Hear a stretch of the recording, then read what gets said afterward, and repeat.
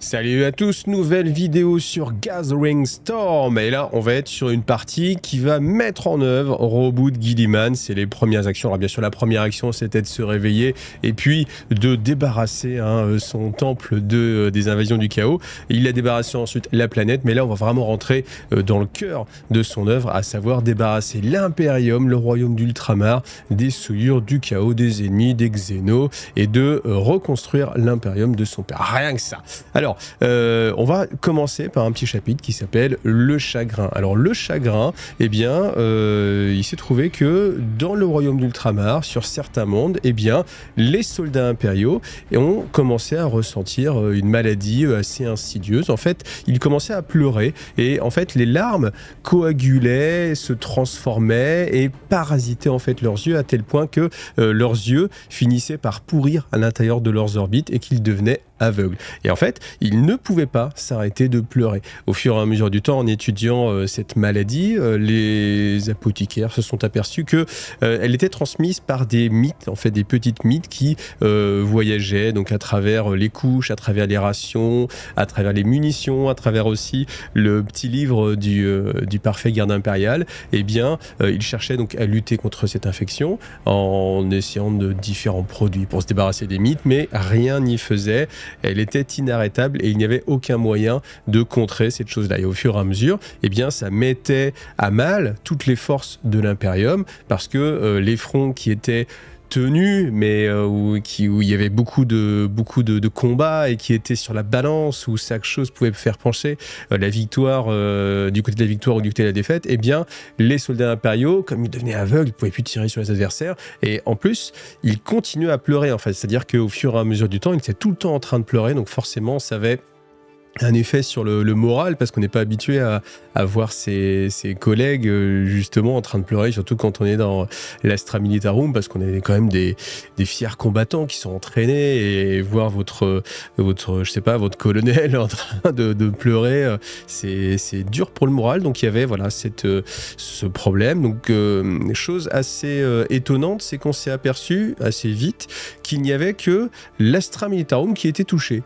Les sœurs de bataille n'étaient pas touchées, les prêtres du Mechanicus n'étaient pas touchés, et surtout l'Adeptus Astartes, donc tous les Space Marines, n'étaient pas non plus touchés. Donc ça ne touchait que l'Astra Militarum. Alors certains ont commencé à se dire mais oui, mais c'est normal, parce que les Space Marines sont des surhommes, des post-humains, donc leur capacité de guérison sont plus puissantes que le virus et que ces petites mythes qui se transmettent. Pour les sœurs de bataille, eh bien, on a expliqué ça en fait par la présence de la Sainte Vivante, Sainte Célestine, étant donné qu'elle était revenue. Alors même si elle n'était pas sur le champ d'opération, sa présence était dans l'Imperium, et donc elle pouvait rayonner et transmettre sa lueur à toutes les sœurs de bataille. Pour les prêtres du Mechanicus, c'était pas plus vraiment humain, donc voilà. Et donc malgré tous les traitements, on pouvait endiguer ce problème. Et comme l'Astra Militarum, même si on n'en parle jamais assez, c'est la force principale de l'Imperium. Encore une fois, je suis désolé d'insister, c'est pas le Space Marine, c'est pas la sœur de bataille, c'est le garde impérial. C'est lui qui va remporter les batailles. Sur des points très précis, bien sûr, les Space Marines vont avoir un impact, mais ils ne sont pas du tout faits pour gagner une planète, ni pour la défendre, ni après pour maintenir justement le pouvoir en place. Et c'est ce qui a commencé à mettre un coup de frein à la reconquête de Reboot Guilliman sur déjà les mondes de Macrage. Et comme Guilliman, c'est sans doute le primarque, nous dit-on, le plus humain, celui qui a le plus d'empathie avec les simples êtres humains, il a décidé de laisser en fait les rênes à Tigurius. Tigurius, alors on nous dit qu'il est parti avec Tigurius et puis Greyfax, et que justement il va les laisser à la tête de l'armée de reconquête. Alors on parle pas du tout encore de Croisade Indomitus. Croisade Indomitus, vous en avez sans doute entendu parler. Là, on n'est pas encore dedans. Là, ça n'est pas présent. Là, c'est vraiment Guilliman qui retourne un petit peu dans l'espace, voilà, pour reprendre ces mondes de Macrage, mais on n'est vraiment pas encore sur l'Indomitus, et il va laisser Tigurius s'occuper de ça.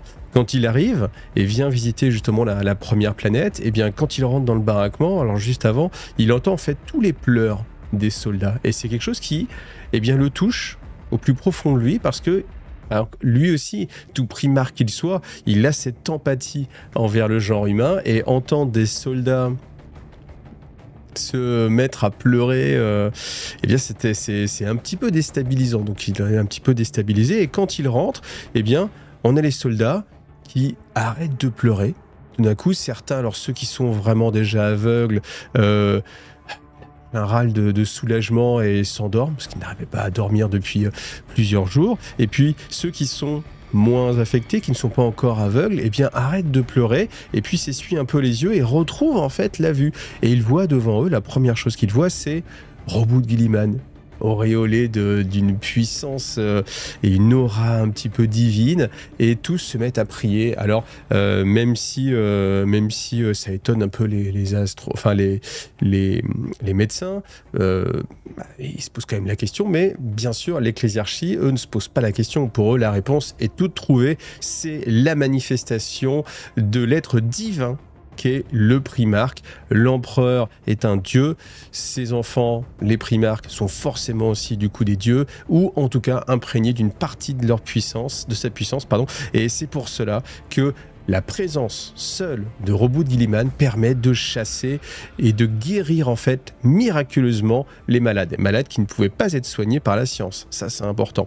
Et même Guilliman en fait est assez étonné, mais il doit bien se rendre compte, de toute évidence, sa présence seule, il ne parle même pas, hein, il n'a même pas d'action, mais juste sa simple présence suffit à soigner cette maladie. Et cette maladie, en fait, on voit que les petites mythes tout autour de lui, eh bien, se racornissent, se brûlent, voilà.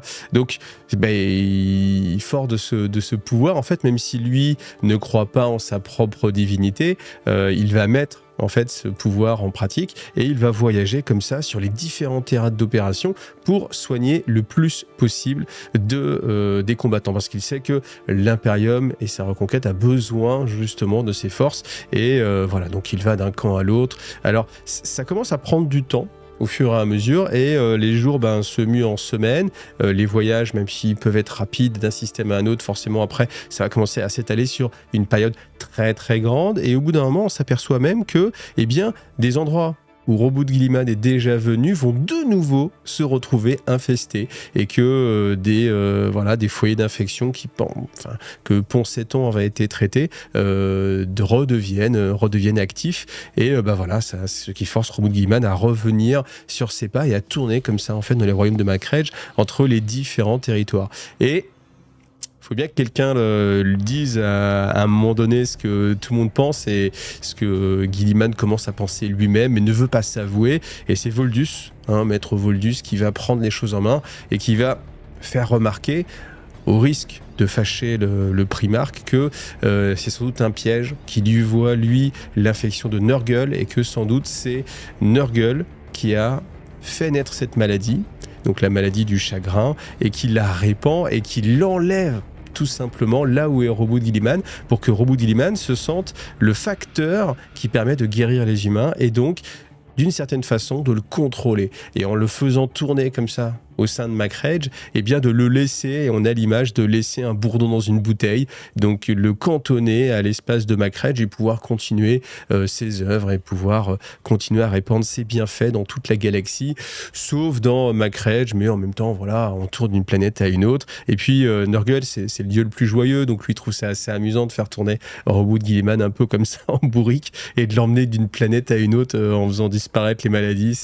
C'est sans doute assez fun pour lui, et c'est là où Roboute Guilliman doit s'avouer à lui-même que l'Imperium a besoin de lui et qu'il ne peut pas consacrer uniquement ses talents à soigner les habitants de Macrage, et que même si son empire, on note bien son empire, là on nous dit son empire, il ne doit pas se consacrer seulement à son empire, mais à l'Imperium dans sa globalité. Donc il y avait déjà cette notion de l'empire d'Ultramar qui était l'empire de Roboute Guilliman. Je fais ce passage en référence à ceux qui ont pu voir mes vidéos sur 500 mondes Titus, qui est beaucoup plus d'actualité parce que c'est la dernière campagne qui est sortie à l'heure où je tourne la vidéo, et où justement il y a cette notion de le primarque veut reformer les 500 mondes et il y a des voix qui s'opposent à lui en disant oui, mais là il cherche à forger un empire et peut-être que, étant donné que l'empire de son père existe encore, c'est une sorte de traîtrise. Mais vous voyez, là on parle quand même à cette époque-là déjà de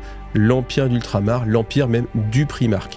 Donc, il doit bien se rendre à l'évidence et après plusieurs, alors je ne sais pas si c'est des semaines ou des mois, je pense qu'on peut atteindre peut-être même quelques mois, eh bien Roboute Guilliman se dit tant pis, mes talents doivent être mis à meilleur escient. Et en fait, ce qui finit de le convaincre, c'est que des fronts qui ont été gagnés et qui ont été conquis repassent du côté du chaos et des ennemis alors qu'il n'est plus présent. Et ce n'est pas simplement à cause de la maladie, il y a des endroits où la maladie n'est pas là, mais tout simplement en fait les généraux sur le terrain n'ont pas sa capacité à gérer les différentes forces armées, et même Tigurius, même Greyfax, on peut s'en douter, hein, c'est qu'une inquisitrice, Tigurius après lui aussi il a sa spécialité, en fait voilà, on ne peut pas s'improviser, même si on a des grands talents dans certains domaines, on ne peut pas s'improviser maître de guerre en tout cas, ou grand stratège, et puis répartir comme ça toutes les forces d'Ultramar. Donc il a pris sa décision et il doit retourner s'occuper du royaume de son père. Donc une fois que la décision est prise, eh bien Roboute Guilliman rabat les troupes, donc bien sûr il est sur Ultramar, et il sait que les forces du chaos ont maintenant connaissance de son retour, parce qu'il y a eu la tentative un petit peu fourbe de Fulgrim, donc de Slaanesh, de s'emparer de son esprit, et puis de le faire partir dans une révolte civile contre l'impérium de son père.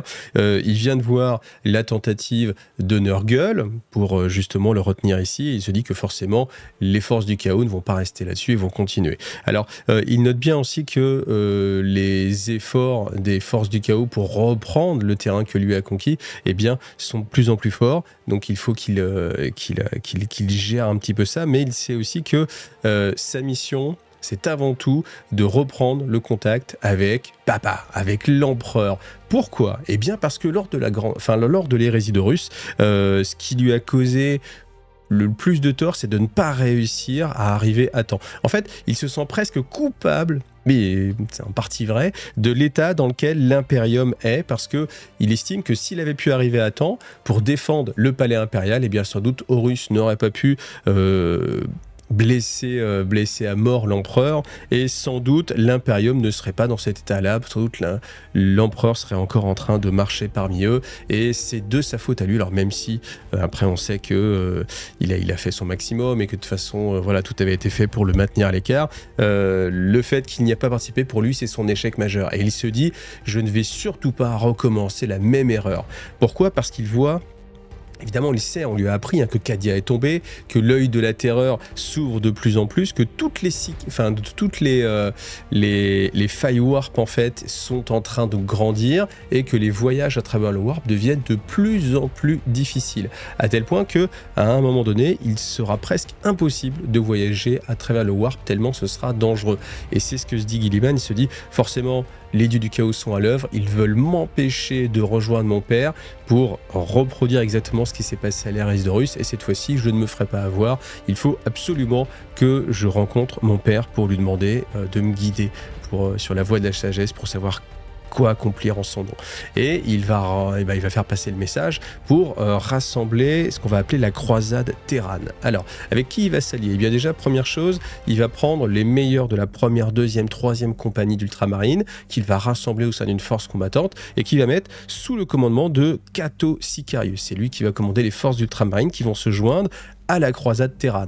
Ensuite, bien évidemment, il va demander son aide au maître Voldus, qui est resté là, donc avec la troisième confrérie des Chevaliers Gris, qui sont restés pour se battre aux côtés de Guilliman. Ensuite, bien entendu, vous avez les forces du Mechanicus, avec Belisarius Cawl. Alors, Belisarius Cawl, il n'a pas encore ouvert sa boîte surprise, hein. C'est assez étonnant même d'ailleurs. Pourquoi on attend, mais on verra. Si vous savez de quoi je parle, vous allez vite le voir. Donc les Black Templars, on se posait la question. Donc bien sûr, le sénéchal, maintenant champion de l'empereur, Amalric, va repartir en croisade, accompagné bien sûr de toutes les forces des Black Templars qui l'ont rejoint, parce que pour eux, bien évidemment, le réveil d'un primarque, eh bien, c'est le signe qu'il a été béni, et puis c'est le signe que les Black Templars ont un rôle à jouer assez énorme, parce que sans doute sans les Black Templars, Roboute Guilliman n'aurait pas survécu, ou en tout cas ne serait pas revenu à la vie, parce qu'il ne faut pas oublier que les forces du chaos sont venues assaillir justement son monde, hein, et que voilà, s'il ne s'était pas réveillé, sans doute Marnus Calgar était par terre encore une fois, hein, entouré d'un gangbang de Terminator du chaos, donc c'est trop dur à digérer ça. Voilà, s'il n'y avait pas eu les Black Templars pour arriver là pour permettre le réveil de Roboute Guilliman, voilà, mort. Donc voilà. Donc ensuite, on a bien sûr des forces un peu de sort de bataille, avec la Sainte qui est toujours là, donc la Sainte Célestine. Et puis justement, le petit Marnus Calgar, Tigurius et Hageman vont être ceux qui vont garder le royaume d'Ultramar. Leur but, c'est de sécuriser cette zone-là et de continuer en fait la progression. Donc typiquement la reconquête des 500 mondes, on y est déjà, même si elle est pas aussi mise en avant, mais voilà, la reconquête des 500 mondes se passe avec justement Marnus Calgar comme chef de file. Et après justement, on peut se poser la question, mais les Inari dans tout ça, où est-ce qu'ils sont passés? Qu'est-ce qu'ils font? Qu'est-ce qu'ils attendent depuis tout ce temps-là? Et moi, je me suis vraiment posé la question, et justement, ça tombe bien, c'est le chapitre d'après. On nous dit que de leur côté, les Inari choisissent ce moment pour partir. Et en fait, quand je regarde un petit peu ce qui s'est passé, on nous dit que la reconquête, elle dure déjà depuis 6 ou 7 mois. Ça veut dire que depuis 6 ou 7 mois, on a les Inari, donc quand même une force assez disparate avec des Arlequins, des Eldar, des Craftworld, des Corsaires Eldar et puis des Drukhari qui sont en train de se battre dans l'Imperium pour défendre Macrage en accompagnant le Primarque. Et en fait, c'est un passage où tu fais mais c'est ok. Alors après, il y a un petit texte que je me suis pas encore relu, qui peut-être va expliquer un peu ce qui s'est passé, ou en tout cas le passage où les Inari vont laisser tomber, mais tu te dis quand même, ils ont passé beaucoup de temps à aider l'Imperium. Mais en tout cas, on nous dit que voilà, c'est le moment où ils décident de bifurquer, de suivre leur propre destin, parce que même si Cadia est tombé, ils savent qu'il y a d'autres mondes avec des piliers, et c'est très important de défendre ces quelques mondes.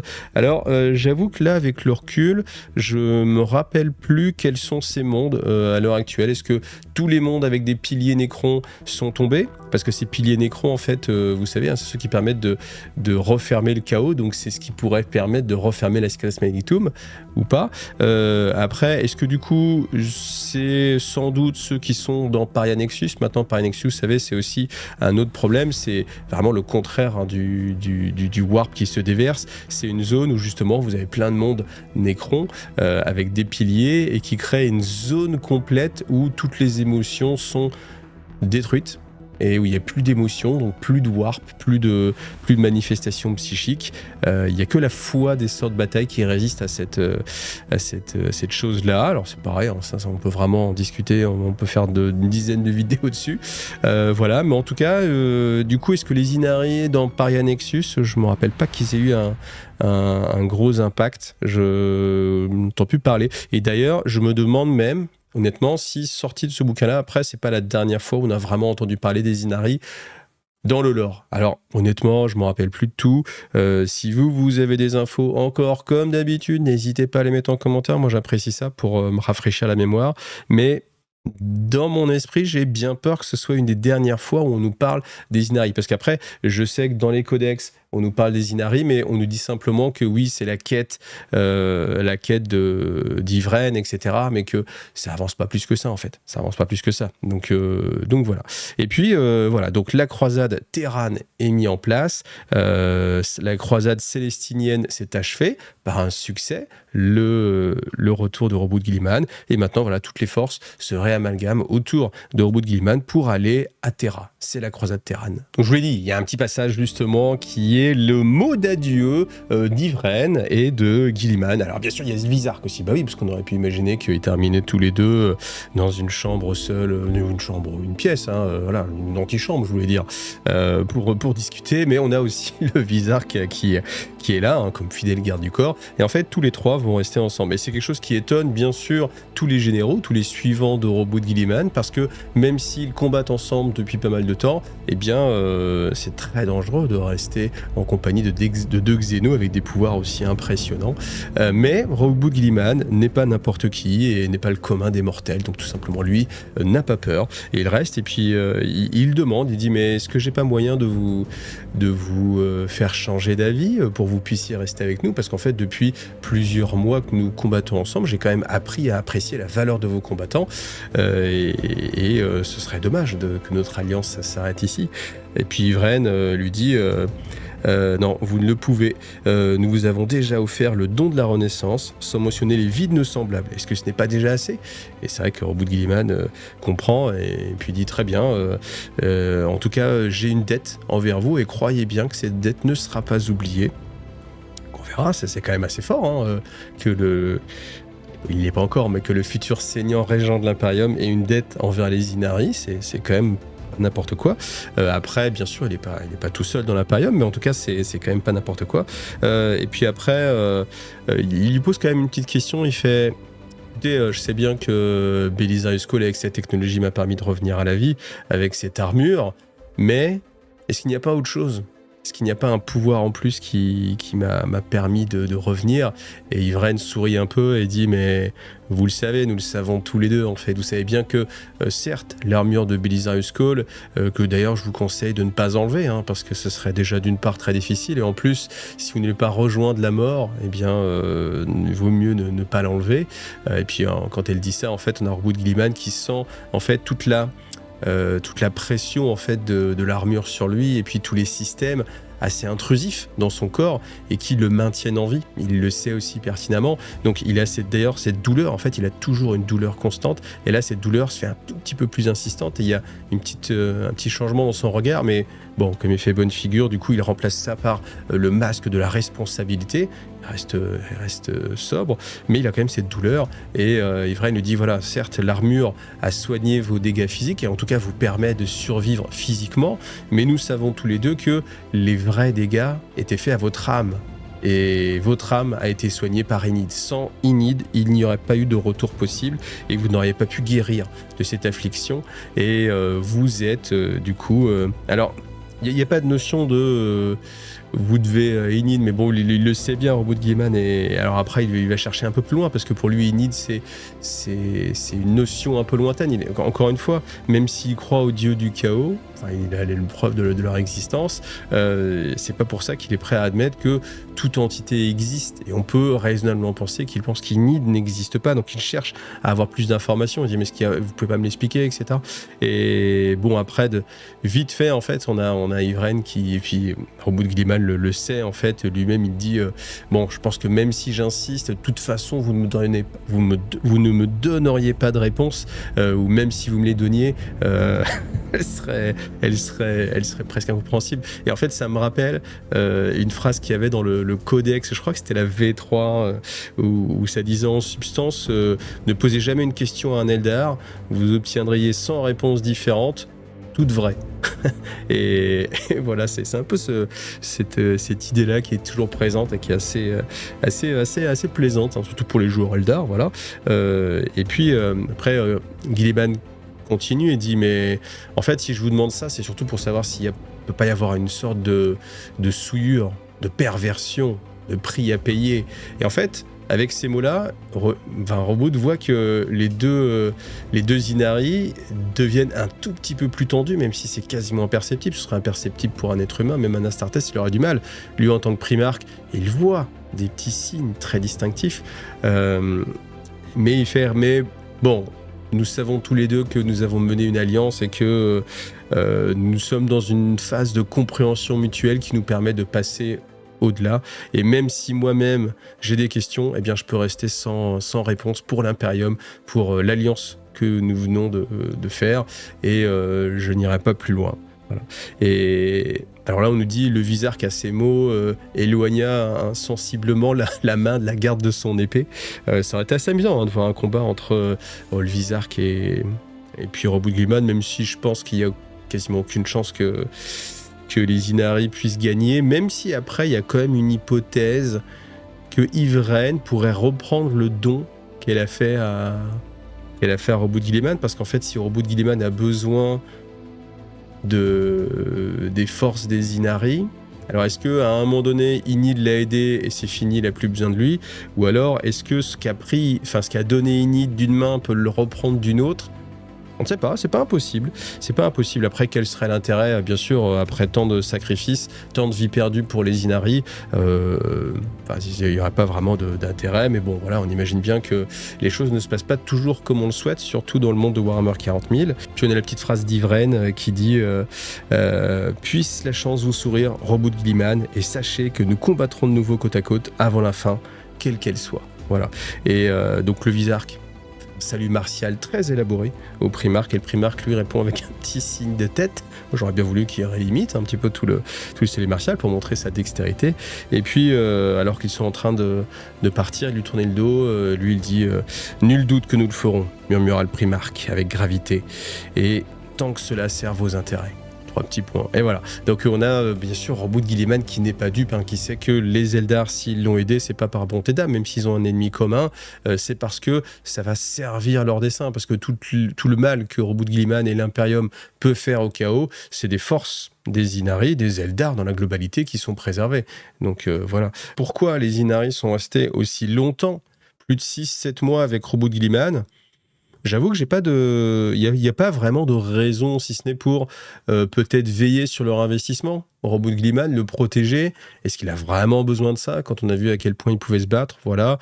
Si c'est une protection psychique, il s'est quand même fait un peu manipuler par Nurgle. Il s'est fait toucher par Slaanesh, mentalement, moralement, avec le cadeau, avec la couronne qui a pu tromper tout le monde. Donc je vois pas vraiment le rôle, peut-être vérifier, aiguiller, manipuler, il y a toujours un petit peu ce côté-là, mais en même temps, en fait c'est même presque, quand on réfléchit un peu plus loin, c'est même presque problématique, parce que ils s'en vont au moment où Roboute Guilliman décide de ne pas rester concentré sur Ultramar, sur le royaume d'Ultramar.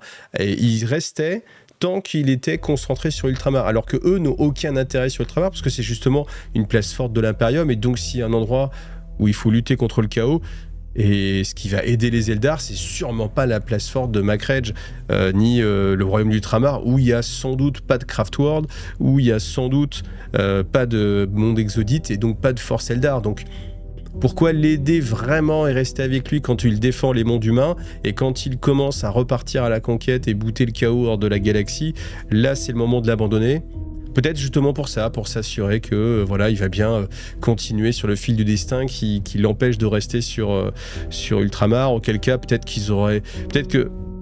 que, alors peut-être c'était un peu compliqué, mais peut-être que à la place de Voldus qui lui dit Roboute, est-ce que vraiment vous ne faites pas manipuler par Nurgle, peut-être que ça aurait pu être Yvraine qui lui glisse l'idée que c'est les dieux du chaos qui le manipulent.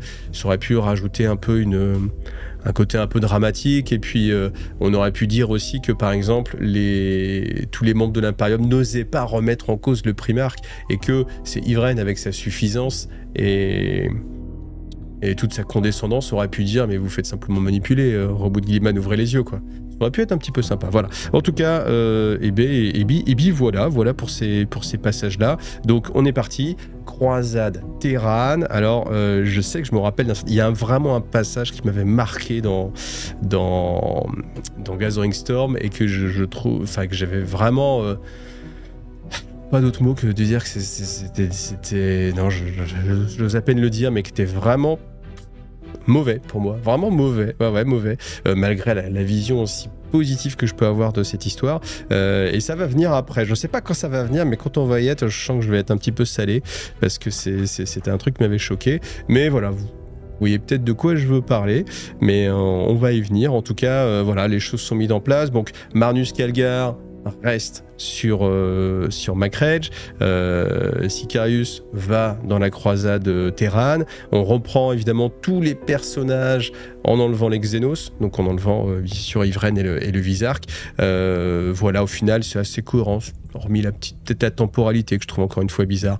Mais du coup, chose est faite, transition est faite, le retour de Guilliman a été digéré aussi bien par l'Imperium, parce qu'on a quand même eu toute cette vision de comment tout s'articule autour de lui, son acceptation évidemment, les différents chapitres qui vont reconnaître aussi l'existence du Primarque, ça c'est fait. Donc on part de l'avant, le but c'est de rejoindre l'Empereur. Voilà. Pour la suite de l'aventure, comme d'habitude, c'est tous les jeudis à 18h. Vous avez les vidéos un petit peu en avance et sans publicité, ouais, ça peut être cool, en me soutenant sur Tipeee, hein. Vous avez juste à regarder les news et dans les news, je mets le lien des différentes vidéos. Sachez aussi que si vous ne les avez pas vues, j'ai fait, il y avait combien, je sais plus, 5 heures, 3 heures, 5, je sais plus, entre 3 et 5 heures de lore consacré à 500 mondes Titus. Je vous ai fait tout en super détaillé. Donc vous avez 8 vidéos sur 500 mondes Titus qui sont disponibles dès maintenant. Là aussi c'est pareil, hein, sans pub on avance.